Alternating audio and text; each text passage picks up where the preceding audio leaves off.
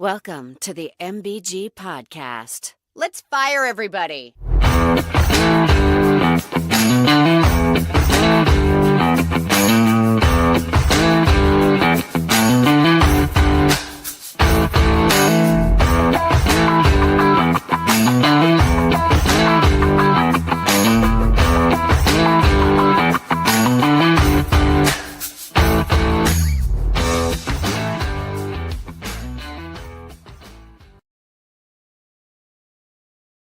Up. I can't even do anything. I screwed this up big time. There's that button. Yeah, I'm sorry. Oh yeah, we're not live. I'm working on. We're not live. Hold on a second. It's not on the MBG, so I have to take that one down and actually put it on yours. Remove this. Yep. It said you need a real account. There we go. Let's see. And I can't retweet it or whatever because I'm using my phone. So Great. All right, Should we try this again? Go ahead, Who's? We're up. We're moving. Does that mean I start? Sure. Oh, okay. I mean, I thought we had this thing ready to go tonight, and it's the worst it's ever been. Yeah, we're going in reverse. All right. Welcome, everybody, to episode number 133 of the Message for Geniuses podcast. This is Who's. I got Casey, Courtney, and MPG. Yeah, this is 133 episodes, and this is our biggest disaster ever to start. All right, so in addition to me going through puberty and us having technical issues, the hardest part tonight was making sure we all made it here on time, which was a little in question. What do y'all have going on tonight? Anything fun? Yeah, I had the 8U coaches banquet dinner tonight, where I was honored as one of the esteemed 8U baseball coaches from the fall season. And I won an award. I won a $25 gift card to a local outdoor shop. It's the Hunting and Fishing Store of South Carolina. Guess what the two things that I don't do are? Hunting and fishing. So congratulations to me. Nice. Should have been. Go get yourself some live bait. There you go. Yeah, it's Casey, good eating over there. Did you get that for leading the league in strikeouts? Yes, it was. It was the most strikeouts. Right. Yeah, they had like a $50 gift card to the Mexican restaurant. I'm like, hello, have you seen me? You're gonna give me the hunting and fishing. The hunting and fishing guy or the eating guy? You could have Right? traded. Yeah, I should have. All right. What about y'all? Anything fun going on? My big thing was just that both of my kids suddenly have like way more of a social life than I do, because my daughter had trivia with friends after school, and then my son was doing his normal thing, which is meeting up with his friends and being very ambiguous about what they're doing together. Oh, there it is. Yeah. What are you guys doing? Just hanging out. Like, yeah, I know what that means. So They forget we were cool once, right? listen, I tried to tell my kids the other day, I said something about how I loved high school, and they were like, why? I was like, because that's the last time I was cool. And they were like, there's no way you were cool in high school. And I, seriously, I don't get my feelings hurt or get offended very often. I almost went and got my yearbook. Yeah, you pretty much lost the battle when you got to pull out the yearbook. Yeah. Is that the play? Like I was on homecoming. Like damn it. peak uncool immediately to the kids. Right. So my kid's 8, so I'm taking notes from y'all. So like, is that the play when you get in high school? I got to pull out the old yearbook, dust it off. I think that would have made it much worse, especially because, I mean, my yearbook is in black and white. That's how old it is. So. That is so awesome. And I'm not even kidding, by the way. Come to think, I think we had a couple color pages in mine, but it's I we think had mine's none. black and white too. You know what? I I laughed, but I think everybody but the seniors was always black and white in ours. Yeah. Our whole thing was black and white. I don't know if they had color film back then. That may have been part of the problem. Well, that's a good Right. point. Oh God, that made my name. All right, so y'all want to jump in it? Well, we are now doing a sport. So it's consuming our life. It is every day of the week. And we have our first like real meet match tournament, whatever it's called. I'm such a great sports mom. I don't know what it's called, but our first one's tomorrow. It's a match. First match Okay. tomorrow, yeah. Match. I thought And it was then a we have meet. another one on Saturday, which I'm really hoping that I think it starts at 9. I'm really hoping it's done by 2:30 by our game, or I'm just going to be checked out probably. That sounds awful, but it's probably true. And it has really made me realize that I don't handle a lot of things well, like new being thrown in. I don't like change. I have a routine, very routine. And so I haven't cooked. When I say I haven't cooked, I have provided dinner. But I'm not cooked. Like Food has been eaten. yeah, we had like pizza. We've had my mom brought us food one day. We had Sonic tonight. Well, she You're had not Sonic. starving. I had a diet cherry limeade because those are amazing. That was my dinner. She just walked by and goes, mm-hmm. Can I ask you something and take it completely off the rails early on? Because you just reminded me something, Courtney. I was watching TV the other day and there was a Sonic commercial that came on.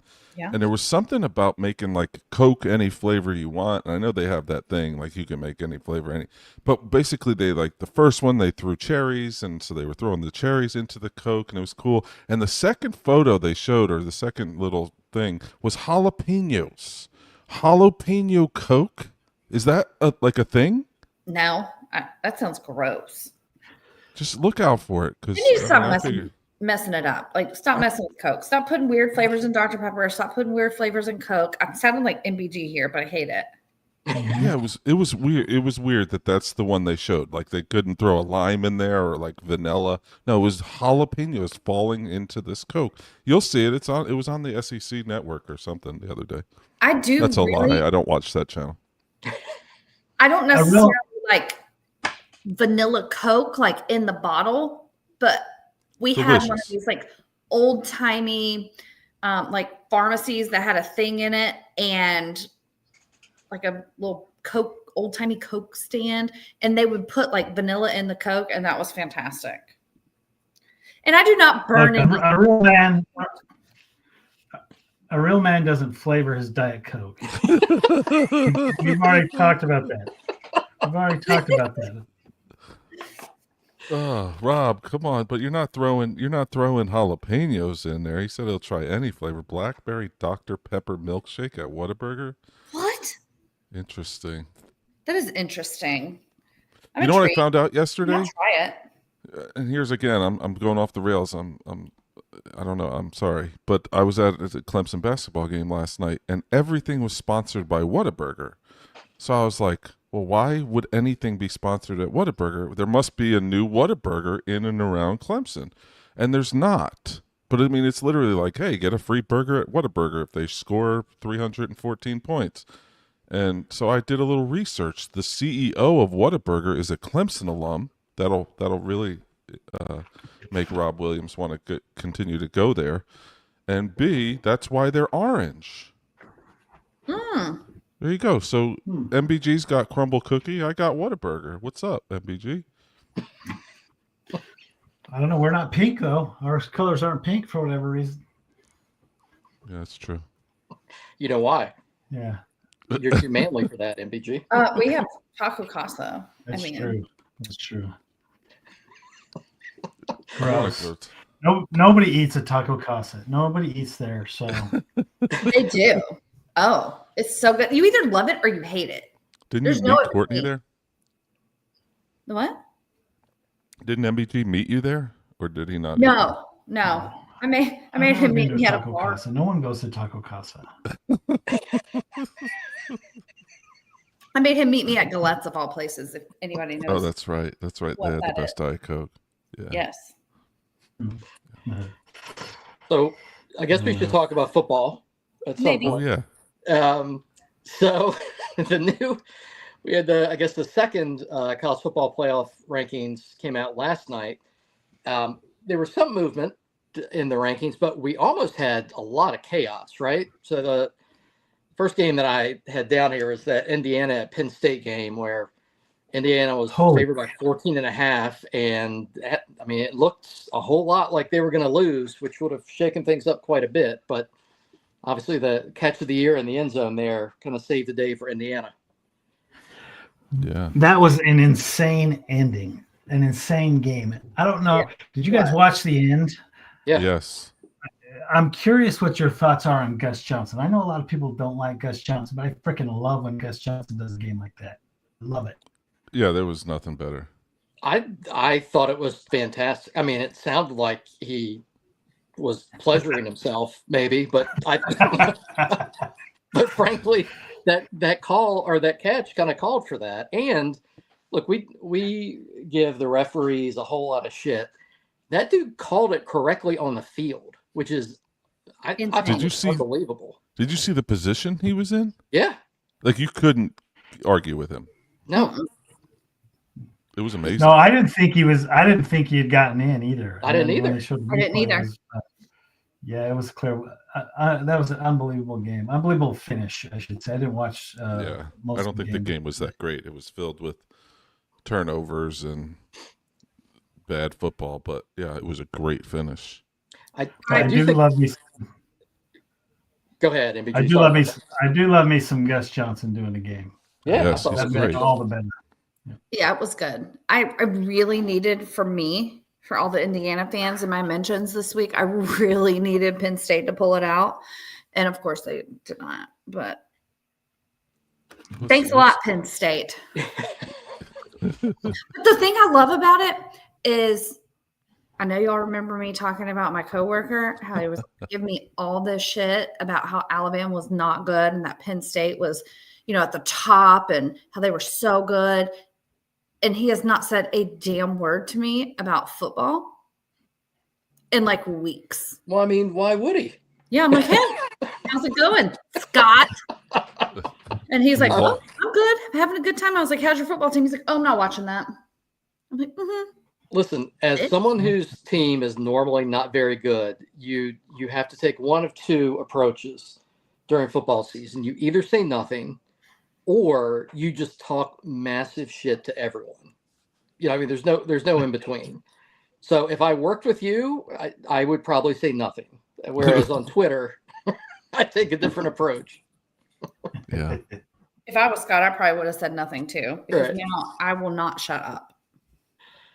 So the other game that could have shaken things up a lot was number 9 Oregon at number 2 Iowa, or number 22 Iowa rather. That was, the end of that game was pretty amazing too. I don't know if y'all watched that one, but the last I did too. Yeah, the last few minutes were amazing.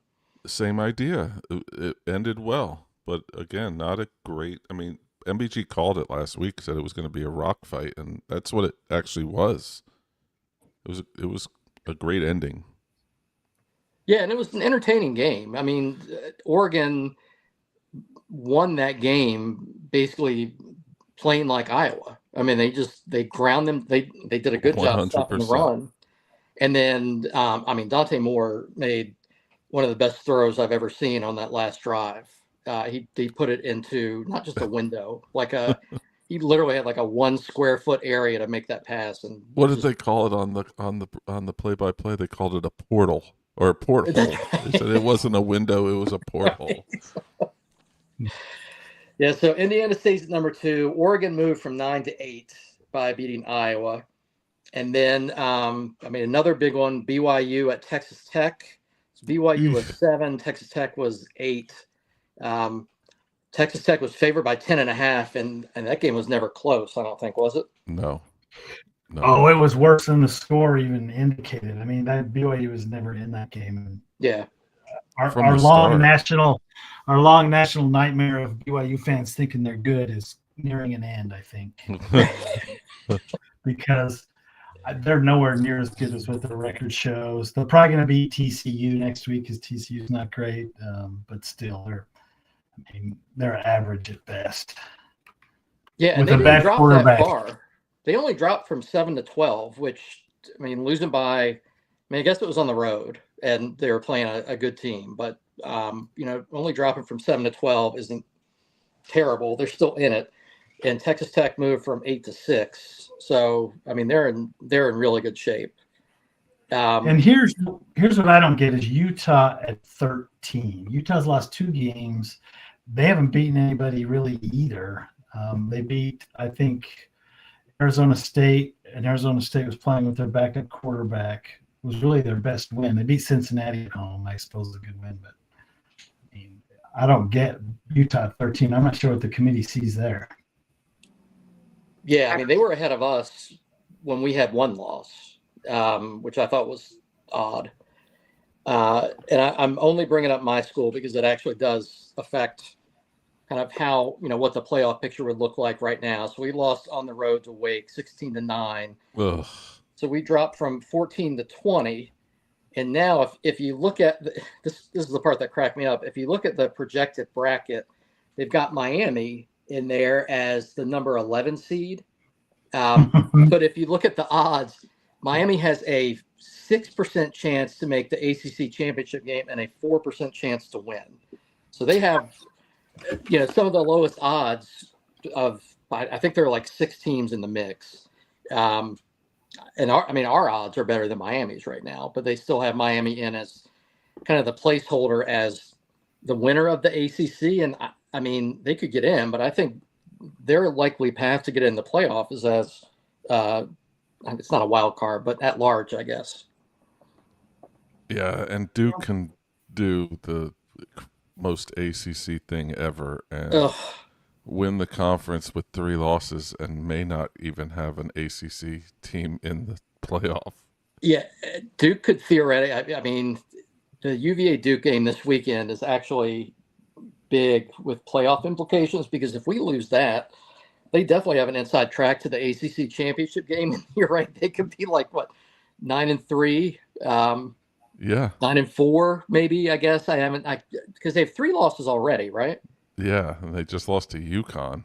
Yeah, that would not be good. I like the chaos in the ACC, but that would suck. I know it's awesome, but no, they still need representation. So everyone's anti-Duke this weekend, I think. But y'all will have it though, right? Because no matter what, you don't get the automatic bye, but you get an automatic bid, right? For the champion? No. I think it's only so. The top 4? Yes. Yes. Champions. No, okay. No, there's a path. There's a path for the ACC to be left out. Yeah. Yeah. Yeah, that's the point. There's a path to it. Oh, I didn't realize that. I thought the way it was going to go this year was the first 4 teams got the bye, but the conference champions were in. But it's not just the Power 4. It's like if there's a team in another conference that's ranked high, I think this is how it works, that's ranked higher than the ACC champion, then they would get the automatic bid, I believe. Yeah, I think you're right. Yeah, I don't know. I heard it today, and I wasn't listening. But it's we something should like know that. this theoretically. Theoretically, it's the perfect word. I'm just not used to talking about college football playoff and ACC. So, but I think that's the way it works. But regardless, everyone root for us over Duke this weekend. And then the other one that mixed things up a little is Tulane beating Memphis, because I think Memphis was the G5 representative a week ago, in the theoretical bracket, and now it's USF, I believe. That's who they put in, and Memphis had a clear shot, clear path, and now I don't know if they even have a path, which is weird. Yeah. And then a couple teams held serve. Texas A&M beat Mizzou, and Alabama beat LSU. So, two, solid, I wouldn't say spectacular wins, but they did exactly what they needed to do. So the very top of the bracket is pretty similar to what it was before. I think the big changes are, again, this would be if the season ended today. I think Texas would now be in. I think last week they were out. And then I think BYU and Oklahoma would be the last two out. Again, if the season ended today. My brain hurts. I'll be honest. I spent way too much time. I have like the little bracket things in front of me. It's the only reason I know this. And then Miami, again, I'm putting that in quotes, would be in. UVA would be out. And then USF in and Memphis out. So those are the big changes from last week to this week. So Rob Williams says correct. Top 5 conference champs are in regardless of conference. But then Gemini on Google says the ACC gets an automatic bid to the college football playoff if its conference champion is among the 5 highest ranked conference champions at the end of the season. So if Correct. Duke has 4 losses and is ranked 22nd, and there's a 5th conference that has a better, I mean, odds are good the ACC is going to get a team in, but yeah, like But we it were saying could before, happen. there's It a could path happen. that says Yeah. 0 bid ACC. Yeah.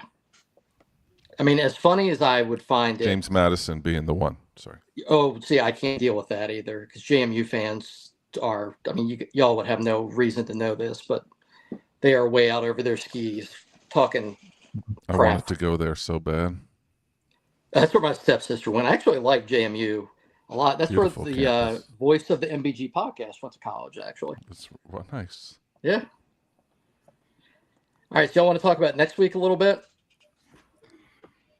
Yeah. No. Yeah. What's next week? So we Oh, got this some week. big ones. We've got number 11, Oklahoma at Alabama. Alabama is favored by 5.5. Courtney, how you feeling about that one? Not my best for sure. We all know it happened last year, but I mean, that really doesn't have anything to do with this year. But I do think that since the Texas loss, and I mean, they've gotten better.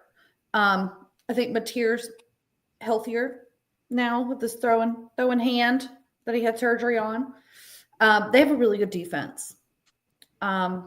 We cannot run the ball for shit right now. And I think that's partly some of our backs' fault, partly some of Jam Miller's fault after seeing some stuff this week. But, I mean, I think the crowd's going to play a big factor into it. I think everybody needs to be loud. Oh, look, yeah, how's been running game? Shit, Craig. It's not good. Look, every time this season that someone's counted Oklahoma out, they come back and beat somebody and play themselves right back in. And they're pretty much hanging by a thread right now. I think if they lose to Alabama, they're probably out of playoff contention. So the season's on the line for Oklahoma. I wouldn't count them out. I mean, like I say, they just keep hanging around. I am not for sure. I said that this was going to be the game that we were going to struggle with. We struggle with a lot, but I think you're going to be fine because Brent was at Clemson on Saturday. So obviously not in Clemson gear. So he was obviously not focusing on Alabama. Oh, and they were mad. Oklahoma fans were big mad. Really? I didn't even see that. I hate it. Yeah. His son's a super senior. And so he came to be dad on a week off. And, you know, It doesn't seem like Oklahoma fans get angry at something like that. They're typically it's very pretty well-tempered folks. Yeah. You know, one thing is though, like I haven't encountered like lots of angry Oklahoma fans like I have other teams in our conference. Enjoy your weekend. Yeah, no, they're all like they've all been super nice. I don't have any out there. Oklahoma Yeah, fans. I mean, there's a bunch of them who are nice. There is just a segment that is unhinged. Yeah, no, I mean, it's like all in good fun with them. I guess you know what? It's every fan base is like that. Their unhinged segment is very loud. That's probably what it is. They're like loud and wrong. Yeah, actually, and there are a couple potential chaos games in the SEC because then you've got number 10 Texas at number 5 Georgia, and that line, same thing. The home team is favored by 5.5. I mean, I'm not saying this will happen, but I mean, what if Oklahoma and Texas both win? I mean, that's going to throw the top of the bracket into complete chaos, right? Yes. Yeah, Texas is probably the same. Texas is probably in the same boat as Oklahoma. I don't think they could handle another loss. No. And still contend for a playoff spot. So Yep. They're probably playing for their playoff life too. And they've played pretty well recently, so that'll be an interesting game too. Tough one to call. Probably take the home teams in both games. Yeah. I don't know. I feel like Texas is getting hot at the right time. They're getting better every week, I feel like. Oh yeah. I mean, if this was at Texas, I'd feel a lot better about it for them. I just think winning at Georgia is tough. It is, but Georgia's totally beatable this year. I mean, I feel like more so than any of the more recent years. I don't know. I feel like some chaos is going to happen this week. And I don't want it to happen with my team. So I want it to happen with Georgia. So that's what I'm hoping for. But I do think some crazy stuff's going to happen this week. Oh, it's going to be fun. Another one. So Notre Dame, and I mean, I think Notre Dame's going to win this game, but they're at Pitt. Pitt's number 22 right now. Notre Dame favored by 12.5. I think if Pitt plays as well as they can, as well as they're capable of, I think that could be an interesting game. I don't think they can play, average and win. But if Pitt plays well, I think they can give Notre Dame all they can handle. Maybe I'm alone on that one, but no, you're not. Yeah, Notre Dame typically loses some games that they're not supposed to. So this one might be a game they can. I mean, on paper, obviously can lose. This is their toughest game remaining. Oh, absolutely. Yeah. I mean, the two teams in the ACC playing the best right now are arguably Pitt and SMU. So I don't know. I had that one marked as an interesting game. Any others that y'all are looking forward to watching? Clemson, Louisville, Friday night. ACC Friday night on the road at Louisville. Could be a big one. I mean, I would have. Oh, go ahead. No, you go ahead because I have thoughts on Louisville. Well, I was just gonna say only the Florida Ole Miss game only because there seems to be some contention between those two fan bases for some reason. Why? Over the last week, I don't know. They seem to be kind of nipping at each other. I mean, Ole Miss should win that game pretty easily, but it seems like there's some animosity between the two fan bases, and there's allegedly supposed to be a fight between the two of them, and so that's right. That's right. I mean, in Florida, it's like Penn State, right? I mean, they've got an interim coach. They're kind of a disaster, but it's not like that team doesn't have talent, right? And they don't have anything. Have an interim coach too, or no? By definition, I mean, I don't know what it means. But. Oh, you talking about the new New York Giants head coach, Lane Kiffin? Yeah, he's got his guy. Or the new Arkansas coach? Or the new Penn State coach, Lane Kiffin? Yeah. All right. And the only other ones I had on here, NC State at Miami is interesting to me only because, I mean, NC State beat us. They beat Georgia Tech. It would be the most Miami thing ever to lose at home while favored by 16.5 to knock yourself completely out of the playoff race. Yeah, they finally fight their way back kind of on the fringe there, and then they lose to NC State. Yeah, NC State's quarterback is legit, though, as far as a runner. Yep. Yeah, I really want that for Carson Beck. CJ Bailey. I want that. I mean, I want him to lose. I do too. And then I don't know if y'all saw this, but so we're at Duke. Duke was favored by 6.5, and then our Tony Ellett came out today and said that our quarterback who got knocked out in the first or second quarter against Wake last week was going to do some stuff at practice today, and then that line has moved to 4.5 suddenly. Heck so yeah. I don't think Morris is going to play, but I do like that we're at least Elliott's usually incredibly, I would say, almost too honest with the injury report. So I like that he's playing some mind games at least. They need it. Having watched that game last week, and obviously they're not preparing the backup, but it was like all the air left the team as soon as Chandler Morris went out last week. No, we're just a totally different team without him out there. Yeah. Yep. All right. So we thought we'd do another draft this week. We like doing these, I think I've said before, during the live shows. A few weeks ago, we did a draft of the worst Halloween candy. And my selection of black licorice, Good and Plenty, Necco wafers, and Sugar Daddies won with 45% of the votes. So this week, we're going to do, stay with a similar theme. We're going to do a 4-round draft of the worst Thanksgiving foods. So this one, shout out to Courtney for coming up with this topic. This one ended up being a little tougher than I thought it would be, but I think it'll be fun. It was, but it's so good, I think. It was a piece of cake. And I love that Courtney literally wanted to do this because there is one food she hates so much, which she didn't share with us, but that's how we ended up deciding on this draft. All right, so do a random number generator to determine the draft order. Y'all ready? Ready. Right. All right, so first pick. Courtney, it's your lucky day. You got the first pick. Yeah. Rigged. That's rigged.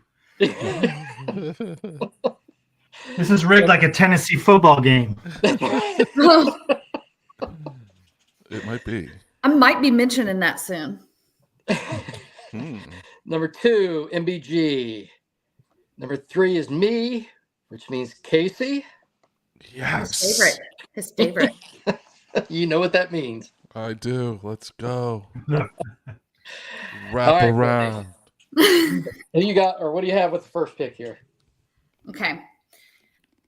I don't care if y'all like it or not because it's facts. It's sweet potato casserole. Okay. Think about it. It's like the Tennessee of Thanksgiving foods. People, they're obnoxious when they talk about it. The color sucks. And it hasn't won shit this decade. Like, if mashed up sweet potatoes that look like baby shit is not bad enough, some monster decided to throw some marshmallows on top of it. So just know, like, if you're eating this, it's not Planet Fitness over here. I'm absolutely judging you. It's so gross. I don't It's disagree not with that take. Yeah, it's It's a not solid even take. up for debate. It's Do Courtney, you is want? Is that the most you've prepared for one of our drafts before? yes. That sounded like it was all written out. I like it. It was passionate. Do you really want MBG on your side and something though? On this, yes. I love sweet potato casserole. I do too. You are so nasty. Extra marshmallows. Hell yeah. Maybe it's because my mom doesn't make it I don't want Okay. my potatoes sweet. special, but they're called sweet potatoes. I don't like it. I would say it's so good. It's the candy corn of Thanksgiving, Courtney. Ugh. It's even worse. Ugh. All right, MBG. What's your first round pick? I realize I'm probably going to lose based on this pick alone, but this is the absolute worst Thanksgiving food, and that's pumpkin pie. Pumpkin pie is nasty. Yeah, I agree. It's It was nasty. totally on the list. It's No the worst. Kiper. It's the worst food by a long shot. There's not even anything close. Yeah, Mel Kiper wouldn't like the pick, and I know a lot of people like pumpkin pie, but I ain't eating it. Mel No. Kiper would say that MBG has no idea what the Thanksgiving draft is all about, just so you know. Well, and the supreme pie on Thanksgiving is pecan pie, not pecan pie, because that shit's not even a word. It's pecan pie. Well, that's a different draft. I just want everyone to know that Clarifying. my draft is getting completely blown up already. But go ahead. Well, you get 2 picks in a row, so you should be Yeah. good. All right. I'm going with Jell-O salad Mm. as my first round pick. I'm sure this was good during the Great Depression, but there's no reason, and no, I did not have it during the Great Depression. There's no reason for it to be anywhere near a Thanksgiving spread. One time I had Thanksgiving at a friend's house, and they came out with this atrocity of lime Jell-O with pineapple, shredded carrots, and then mayo on it. And I literally almost had to stop being. I almost had to stop being friends with him. So for that reason, that's my number one pick. Wow. Yeah. It's pretty gross. That's gross. That's me. I'm gonna go with my number one. Yep, I'm gonna go with my first round pick. I'm gonna go with pecan pie because keep your nuts out of my pie. Okay. I thought you were gonna say out of your mouth, but okay. I don't know what pecan is. That was pecan. That was on my list as well, Casey. That's pecan nasty. pie. Well, you stole my pumpkin pie, which was my number one, and I don't know if I want MBG as my teammate on this one. But anyway, my number two pick is rhubarb pie. Like, what the hell's a rhubarb? Rhubarb pie is fantastic. That sounds awful. I think just call it strawberry, right? Well, isn't rhubarbs like strawberries? I mean, I think then it would be called strawberry pie. That's what I said. Rhubarb is nothing like a strawberry. Well, keep it off of my Thanksgiving plate. I don't want it. I don't even know what it is. Casey, while you're sitting there, Google rhubarb. I am. I don't know how to spell it, but Google rhubarb and Google strawberry. They don't look anything alike. All right. Well, let me see. Otherwise, good call, Casey. I don't think Casey's ever had rhubarb pie. My uncle brings it every year, and it looks gross. It's good. Try it. All right. It's tart. It's nice. All right. So my second round pick, I'm going with the cranberry sauce in a can. Basically, diabetes in a can. Mm-hmm. The only good thing about it is, I mean, everyone loves the shape and all that stuff, but that thwop sound that it makes when it comes out of the can is the best sound of Thanksgiving, but I don't want that anywhere near my plate. But homemade cranberry sauce is excellent. The can is gross. It's so gross. It was totally on my list. Yep. Was it? There's overlap. There's a lot of overlap here today. Oh, yeah. All right, MBG. And my list is not very long. I'm going to go with green bean casserole. That's not good. Damn it. That was going to be mine. I mean, there's really no reason to eat a vegetable on Thanksgiving, if we're being honest. So I would go with green bean casserole. That's not good. Nobody wants to eat that. Don't bring it. Don't bring it to your Thanksgiving dinner because no one wants to eat it. Well, not everything has to be a casserole. Like, you don't have to put cream and mushroom in it, which mushrooms are gross anyway. Those little crunchy onion things. Like, you just eat a damn green bean like an adult. Yeah. I'm pretty sure, I'm not positive about this, and I should have, well, we don't fact check, but no. I think cream of mushroom soup is what they used, if you've seen the movie The Exorcist, as like when she projectile vomits. So I'm going to say green bean casserole is a solid choice there, Courtney. Yeah. Yeah, any casserole on Thanksgiving I don't think is needed. Okay. So I get two. You got two here. Okay. So a lot of people are going to hate this, but I'm going to say turkey. And I know everybody. Now that's a ridiculous pick. Everybody wants to love it because it's Thanksgiving. But let's be honest, like the same person in your family has probably been making that same dry ass turkey since the beginning of time. You need to stop pretending to love it. Ham is superior. It is. It just is. I don't make the rules. I just follow them. Cool. Courtney, just because you don't know how to cook a turkey doesn't mean turkey sucks. I'm sorry. Ham's better. I'd rather have ham than turkey. You might be disqualified, by the way. Yeah. I don't care. Like, what do you even have for Thanksgiving if you don't have turkey? Ham. Ham's for Easter. I will say, though, that after the fact, with all the turkey that's left, my mom makes turkey gumbo, and that's good. Ooh, send me a plate. That is really good. But just like raw dogging some turkey on your plate, no, count me out. The gravy. Throw some gravy on there. Can you mix it up with the mashed potatoes and the stuffing? Yeah. No. See, now Yeah, y'all get that's crazy. Your food can't touch either. What? No. Mm-mm. I don't want my food Oh, touching. man. I agree, except on Thanksgiving No. and grits. No. Oh, I get another one. You do? Okay. This one, I didn't know this existed. Okay. Until like an hour ago. But I'm going to roll with it because it's the craziest food thing I've ever seen. And people apparently would eat it from, hold on, I'm going to pull this up. I want everyone listening right now to Google candle salad. Candle salad. Is that It spelled is like a the vintage thing that burns? fruit salad that was popular in America from 1920s through 1960. It is assembled to resemble a lit candle and was often featured in children's cookbooks as a simple, fun recipe.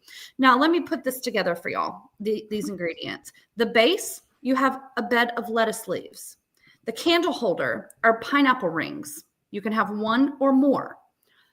The candle is a banana. So you're going to take the banana and peel it and stick it in the pineapple ring. Then the flame, you put a cherry on top for the flame, and then you have dripping wax. And you can use mayonnaise, cottage cheese, or whipped cream. So it drizzles down the side of the banana. I've seen that on Pornhub, I'm pretty sure. Okay? Like, what? Like, people ate that. That is a thing. And it was in children's cookbooks.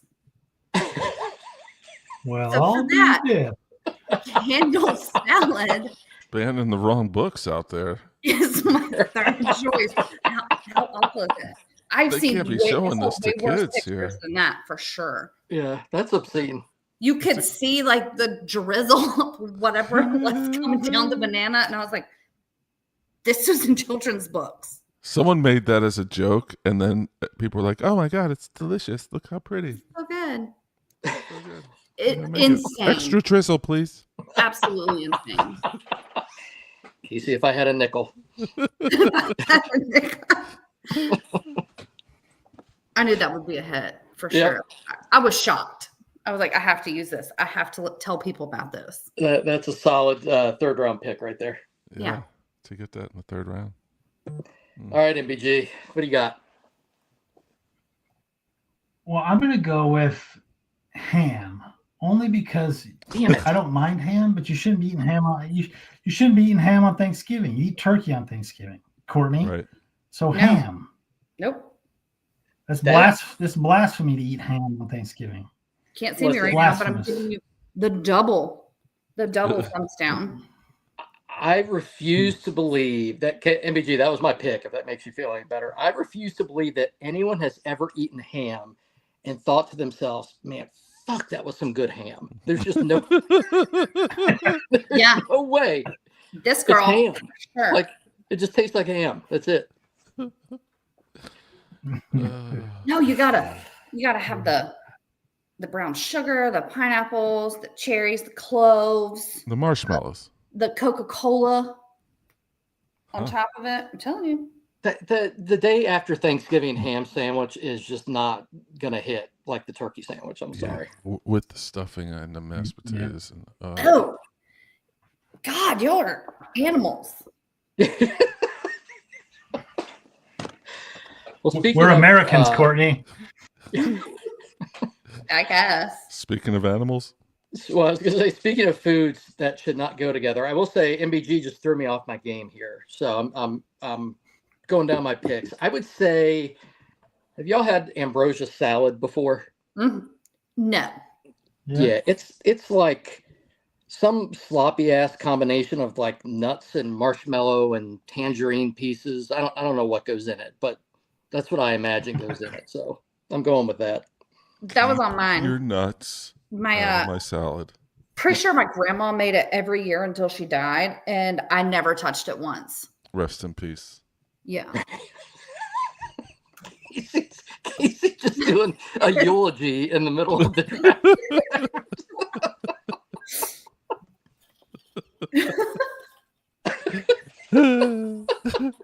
Makes it a little more somber. Oh man. All All right, That's Casey, my you got turn. two here. Anyone else you want to eulogize while you're? I think I'm good. Anybody that makes coconut cream pie can go do what coconut cream pie does. I I'm see not your sure what theme.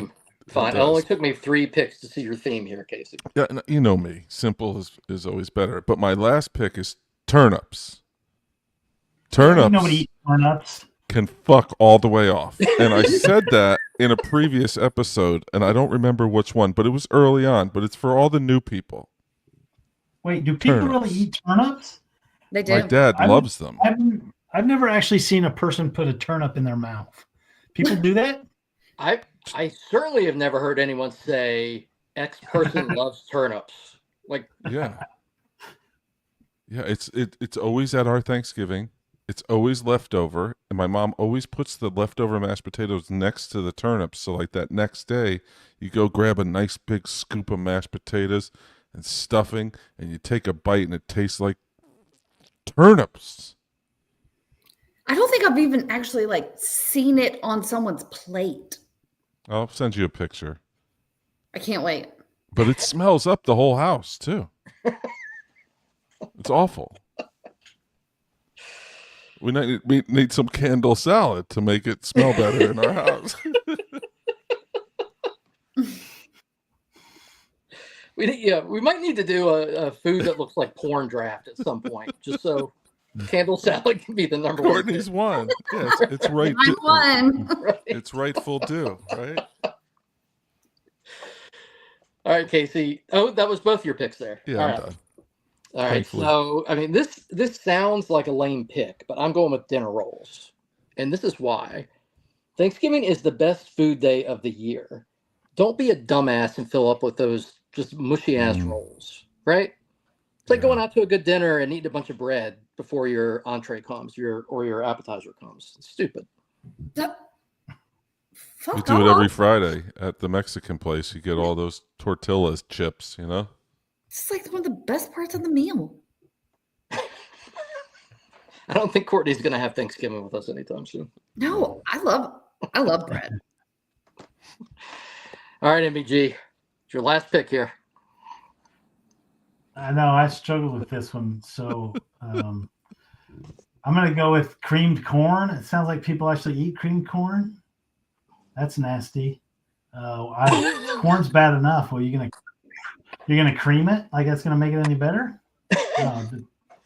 So creamed corn. That's dumb. Don't eat it.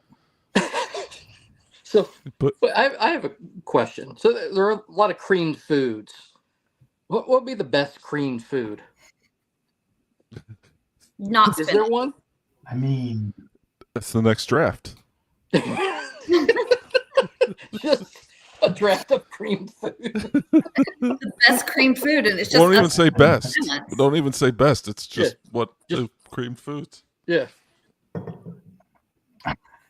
Sorry, that was more of a rhetorical question, I guess. So, all right, Courtney, you get to wrap it up here. Okay. So I'm gonna go with another type of salad. Not like porn or anything this time, but it's pear salad. You know how they take the pear half and then they put mayonnaise you're making up salads. and cheese on it, and then they it's for real. But if you put that on my plate, be prepared to have a fight and the cops called because you deserve to go to jail. It is, I don't know, maybe it's a Southern thing, but they do it with pineapples too. The mayonnaise on the pineapple and the cheese. And like, why are you fucking up a good fruit like that? Is it Duke's mayonnaise? I don't care what kind of mayonnaise it is. You're not putting mayonnaise on my fruit. MBG saying you're making up salads might be the most animated I've ever heard him on the show, by the way. It's a real thing. You're And you making know up what? salads. It was between that or stuffing, because in the South, we don't do that stuffing bullshit. We do dressing. We do Well, both. just now. That's Think- true. You know you're not Northern or Southern when your Thanksgiving has both of those, which ours does. Yeah. We don't mess with the whole stuffing I will say Keep that your mayo out of my salad. Yeah, get your mayo out of my salad. Whether it's drizzled on a elongated banana or on a pear, I don't want it. an elongated banana, not just any banana. Mm-mm. I had to Mm-mm. throw that in there. So I think the biggest upset of this draft is that Lounge Dog's cheeseless mac and cheese did not make the list, but Yeah. we'll give it an honorable mention. Yeah. Definitely don't want it at a tailgate No, or anywhere. or anywhere. Cheeseless mac and cheese. That will All right, always be. y'all. So that brings us to our next segment, Genius of the Week. As always, each of us is going to nominate player, coach, team, conference. Someone did something particularly dumb in the last week. We'll put it to a Twitter vote and see who wins. For our last vote, Courtney's nominee, LSU fans, won with 45% of the vote. Wow. Yeah. Followed by my nominee, Tom Brady, with 26%. Wow. Casey's nominee, ACC officials, came in third with 23% of the vote. And MBG's nominee, Alfredo Brindis, finished in last with 6%. So MBG, you came in second last week. You fell off a little bit. You're going backwards, yeah. Yeah, you just got to wait till next Halloween and throw that adults who dress up in costumes out there and get another win. All right, so I'm in the lead with 53 wins, followed by Casey with 26. Courtney has 19, and MBG has 1. So Casey, who you going with this week? This week, my genius of the week is the Bulgarian professional soccer team Arda Kardzali, which has had to release an apology after holding a moment of silence to pay tribute to a former player, only to later discover he was in fact alive. They actually paused to hold the somber moment of silence for Petko Gonchev before their match against Levski Sofia. I need MBG's. Both teams lined up on the center circle and bowed their heads in silence in Ganchev's honor, but the game was not even finished before the club posted to social media, suggesting they had been misinformed and their beloved Petko Ganchev was actually alive and very well, and the team had to offer their apologies to Ganchev and his family. They released a statement. It said the management of PFC Arda would like to express its deepest apologies to the team's former footballer Petko Ganchev and his loved ones after the club received incorrect information regarding his death. I think that was the translation. I'm not sure. I don't speak Bulgarian. But for that, Bulgarian soccer club Arda Kardzali is my genius of the week. I think that's our first Bulgarian soccer nominee we've had. You're welcome. Mine. If you would ask me ahead of time, I would have helped you with that translation. But Yeah, no. he probably could have. You want to do it all on your own? Whatever. Selfish. You were out playing putt-putt.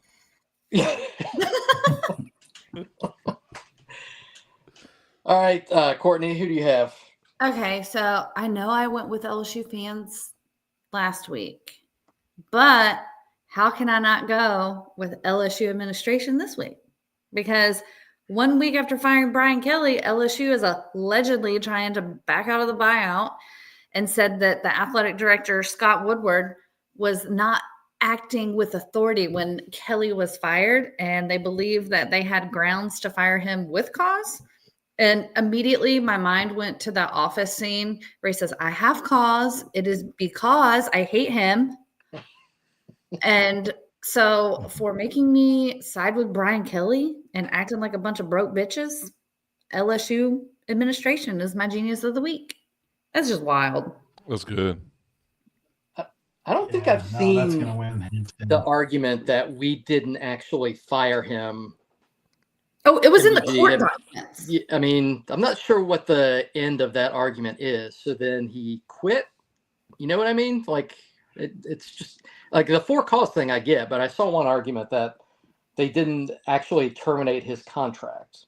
And therefore, I guess the next part of that argument is, so therefore, I don't know, he wasn't fired and didn't show up for work. I'm not really sure how that plays out, but either way, I don't know.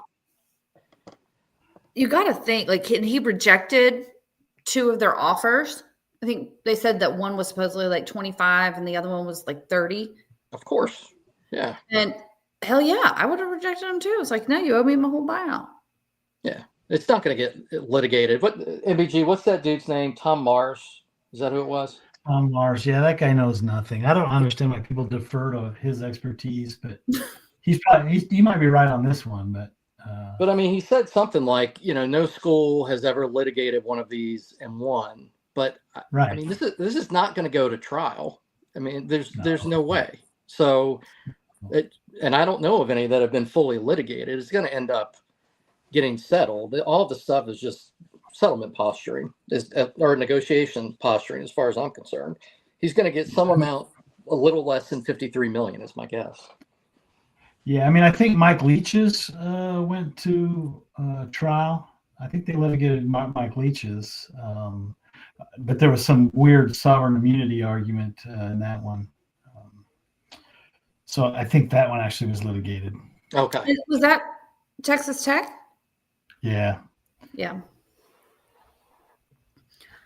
Yeah. So, I mean, I don't know. It's just all super crazy. And you got to think like, that doesn't look very appealing for a coach to be like, yeah, I want to take that job. Right? Yeah. A lot of these schools aren't helping themselves with how they're handling the post-termination stuff. All right, MBG, what do you got for us? All right. Well, I got a fine fellow from up in, I believe this fellow's from Ohio. You just got to hang with me to the end of the story. It's a short Florida? one, but you got to hang with me. Police arrested a 42-year-old man after a bank robbery at Huntington Bank last Friday in Alliance. It was the city's first bank robbery since 2010. According to the Alliance Police Department, Jawan L. Mason entered the bank around 9:20 a.m. and claimed he had a weapon. He demanded cash and fled on foot with approximately $400 in $1 bills. So he robbed a bank. All he got was $401 bills. Police responded immediately and searched the area. Patrolman Paul Vesco located Mason walking on South Union Avenue near the State Street. Mason had changed clothes and was carrying the stolen money. According to police, he was taken into custody without incident and booked into the Stark County Jail on a charge of aggravated robbery. And here's the kicker. Police noted that he, hold on. Here's the kicker. Sorry. During his arrest, he reportedly asked police to deposit the stolen cash into his jail commissary account. So, smart. For only stealing $400 and thinking that he got to keep it and could put it on his commissary account. My man, Jawan L. Mason, is my genius of the week. You can't. I mean, that's. I think there's like I think there's a rule that if you have the money for so many minutes, you get to keep it. Yeah, I think it's a corollary. The threshold. Corollary of the finders keepers rule, I believe. Uh-huh. Yeah, he must have not hit the threshold. You need to hold out just a little bit longer, apparently. So for that, he's my genius of the week. Seems like a fine fellow, though. Yeah, I saw his picture. I tried to get it up on the screen, but couldn't get it fast enough. But he looks like a stand-up guy. The best picture ever. Well, he's $400 richer. Was the guy who said the alligator was his lawyer. Yeah. That was the best. Yeah. That guy looked the most like his crime. All right, so my genius of the week is Michigan State football. So everybody knows Michigan State having a rough go of it over the last few years. You had former head coach Mel Tucker fired early in 2023 after allegations of sexual harassment. And then from 2022 to 2024, the Spartans were 14-22 under Tucker and current head coach Jonathan Smith. Well, today it was announced that Michigan State has been found in violation of been found to have provided improper benefits to 3 recruits, and that those 3 players participated in 26 games for Michigan State while ineligible, which means the Spartans have to vacate all 14 wins during the period from 2022 to 2024, including Smith's first season as head coach, which now leaves his current record in conference play at Michigan State at 0-15. Uh-huh. So the worst part about all of this for Michigan State, obviously, is that after clamoring for years for the hammer to be dropped on their rival Michigan, the NCAA instead came down on them. And as you can imagine, there were some pretty good responses to the tweet announcing these violations. The first one is funnier to see, but I'll describe it for you. This was Connor Stallions posted, "Hold on a second," with a screenshot of the score from the 2023 Michigan State Central Michigan game, which, of course, I believe is the game where he was on the Central Michigan sideline. Yep. Yeah. So that's no longer a Michigan State win. Second one was from a Michigan State fan. He said, quote, "I'm embarrassed that I root for this team. When Michigan cheats, at least they win a natty. When we cheat, we win 14 fucking games in 3 years."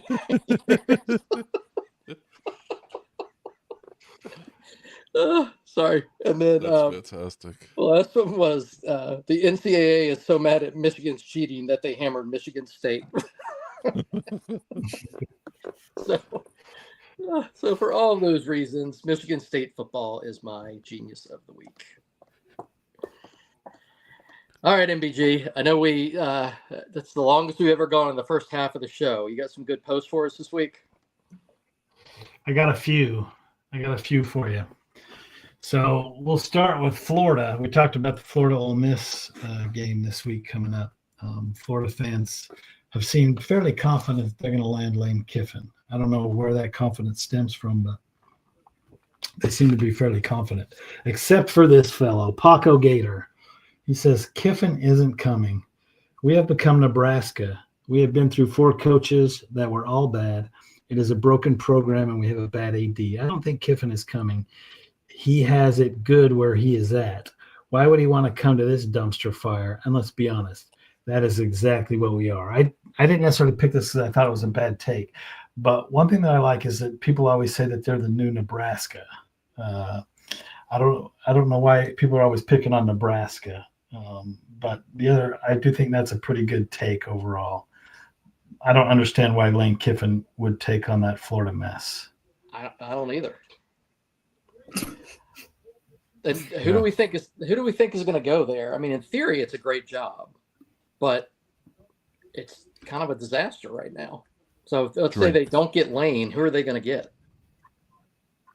I'm with Casey. Jed Fish. Jed Fish. That's the answer. I think. Yeah. I think that's who they end up with. I think our friend Emily Jed would be Fish. very excited if they got Jed Fish. It'll be his third job in 4 years. Or it's going to be Eli Drinkwitz. I don't think they could go back to the G5 bucket again. Silverfield. I don't know that the fans. Silverfield, Silverman, whatever his name is at Memphis. Yeah, at Memphis. But I don't think the fans would put up with that again.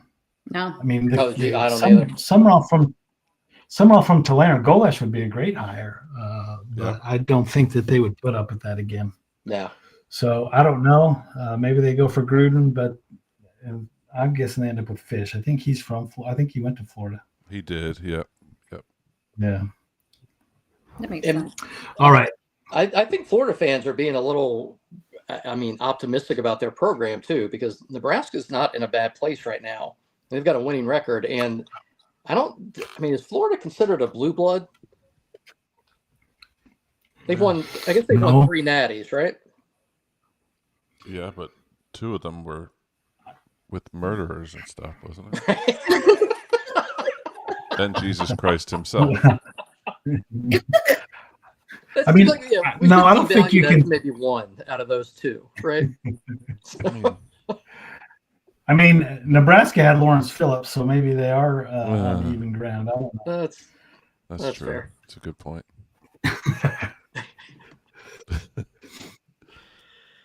All right. I remember Lawrence Phillips. Well, since you took us down that somber road, Casey, let's stay on it.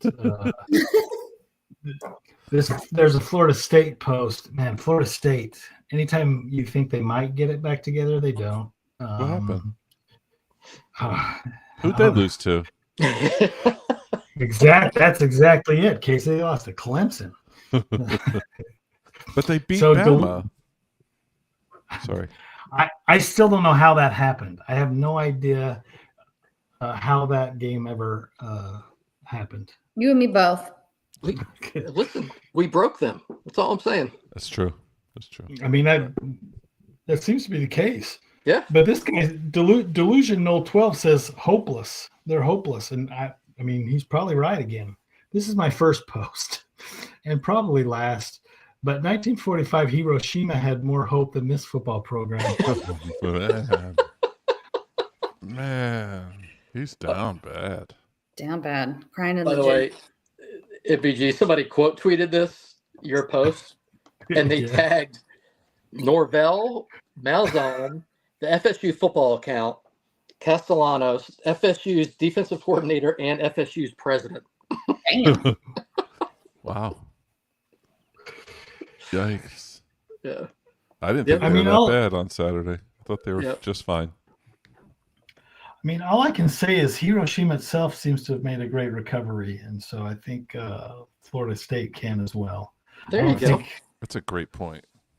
Yeah, I mean, I think it's a thriving city right now. It's only, I mean, we're what, 75 years later. So Yeah, that's fine.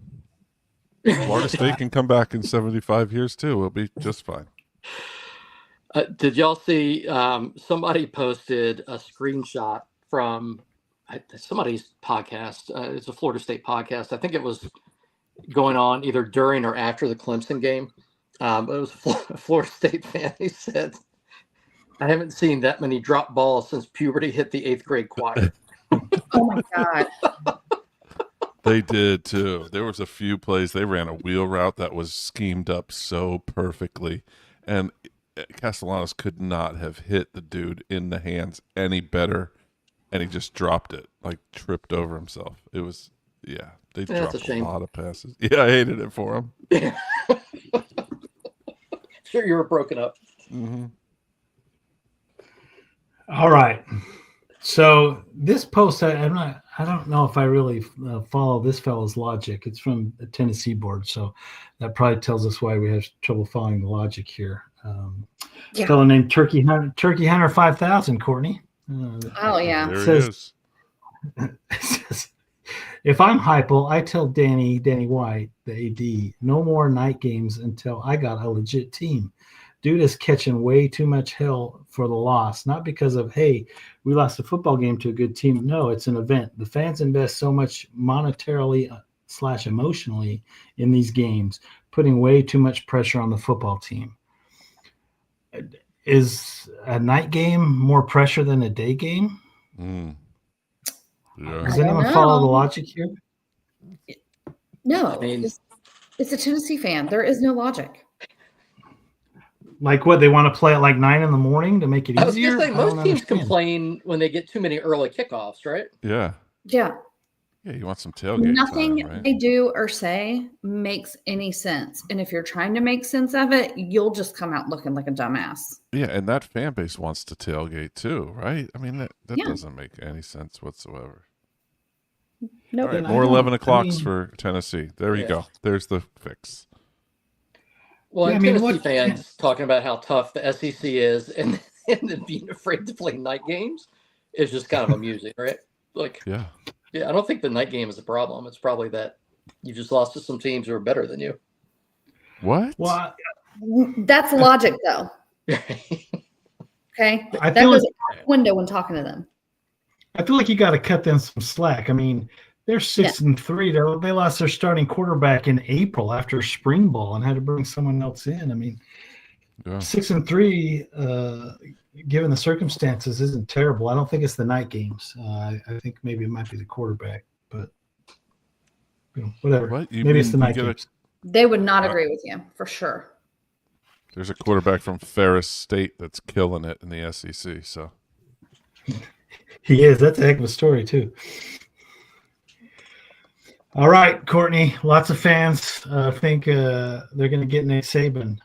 LSU fans seem, depending on which ones you talk to, they seem fairly certain. I don't know who those folks are, but they think they're fairly certain. This fan thinks maybe they need to do a little something to lure him to Yeah. Baton Rouge. AZ Tiger 24. How to get Saban here? look, he probably isn't coming back, but say we offer $15 million over 4 years and have an incentive that says if he wins another natty, he gets the field named after it. Imagine having two powerhouse programs with your name on the field. How would that work? You got Nick Saban Field in Baton Rouge and Nick Saban Field in Tuscaloosa? That'd be something, right? Yeah. I mean, they're just living in the land of delusion at this point. So much that I think that he was like number one on like the betting odds to be LSU's next coach. Because I'm pretty sure that all these LSU fans are putting money on it. They stole Death Valley from Clemson. Now they're going to steal Nick Saban Field from Alabama. I mean, come up with your own stuff, LSU. Right. No, they just still, like I said, they still have not gotten over the fact that they somehow believe that like we stole their coach, but they forget that like he left there and went into the pros and then came back to college. Yeah, like, ruined my pro team. Yeah, to help you. A what? He ruined my pro team. I'm Yeah. a Dolphin fan. He ruined it. He ruined my love of the NFL, actually. This is the most negative Casey I've heard in our 3 years of doing this. I love it. I wanted something other than the hunting and fishing gift card, and that's what it all stems back to. So good. But yes, no, Nick Saban's not going there. He's thriving on game day, y'all. He's not going anywhere. I mean, it's not even that it's LSU. He's got no reason to go anywhere. Did y'all see that video from his birthday? Yeah. Oh, yeah. Where Mysterio's like, sit up. Be like, if you think he's making any of these decisions, you were wrong. They're going after the wrong person. You go after Miss Terry. So I had that tweet. I tweeted out that post where I think it was an LSU fan said it was a done deal, and it was supposed to happen early this week. There was like almost 400 bookmarks on that thing. So I can only imagine, no matter what happens, I'm going to get a million people telling me that I'm an idiot for thinking that Saban was going to go to LSU, or if he does go, that I'm an idiot for making fun of the guy who had the news. So I'm just waiting. I'm waiting for that fallout to occur. It looks like a win-win to me, MBG. Either way, people are going to be upset with me. Yes. So it's your fault. All right. Last one. Stay in the SEC. This was Georgia played at Mississippi State this week. And some of the fans apparently weren't fans of the cowbells. Have you guys been to a game at Mississippi State? I sure have. Yep. I have not. Maybe, I don't know, maybe you guys can answer this fella's question, the Palmetto Dog 2. He says, why are cowbells even allowed at Mississippi State? Is it just a sympathetic concession from the SEC because Mississippi State has not been a threat most years? Seems mighty strange to prohibit artificial noisemakers, but blatantly allow it for one university. Has the SEC addressed this publicly? Is that the case? Is it just because Mississippi State sucks, so they let them do whatever they want? Yes. Sure. So actually, do you want real facts, or we don't do that here? No, I want to hear. So they actually have banned artificial noisemakers within the SEC, except Mississippi State, under the guise is the wrong word, but I'm going to say it. It's not even close to the word because guise is like hidden, right? Something like that. But under there's another word. I can't think of it. Now it's ruining my whole facts. It's basically they can only play it in non-playing, like when the game's not playing. So they can only ring it when the game's not playing. So after the play's done, they can go ding, ding, ding, ding, ding. And when you're there, it doesn't bother you nearly as much as you'd think. It's actually kind of nice, to be honest. No, Casey's lying. Gonna hate that. Fucking terrible. I didn't mind it.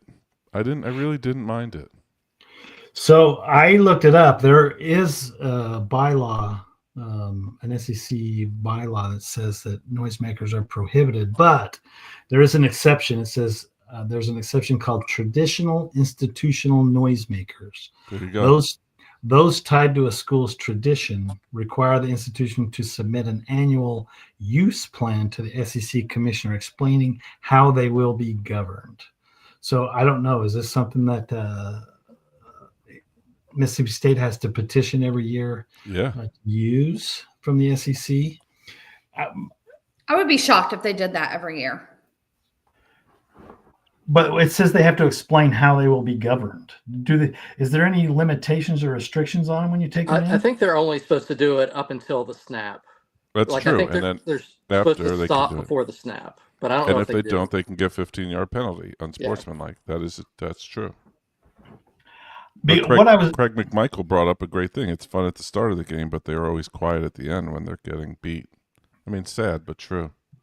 I pulled up the bylaws because I was hoping that there was a "they really suck" exception that allowed noisemakers for teams that suck, but there's not.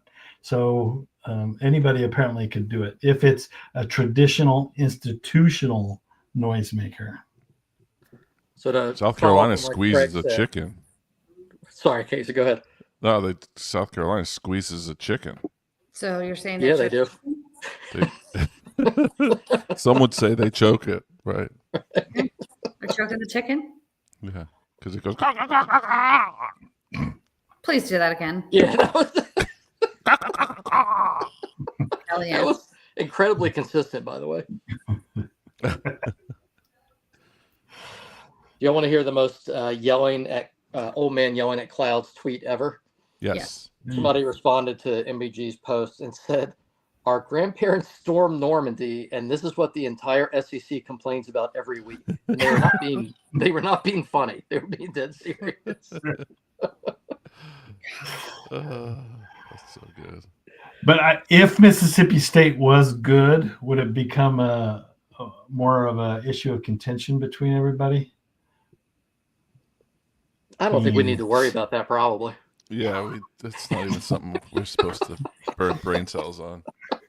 Hey, Lounge Dog Ryan, I'm sorry, that's not me. I didn't say that. Yeah, Ryan, that wasn't directed at you. That was directed at Lounge. And or Brandon Walker, perhaps. Right. Who I'm still blocked by. Speaking of him, the thing that they did with Lane Kiffin about where he's going to be the next coach at, that was actually hilarious.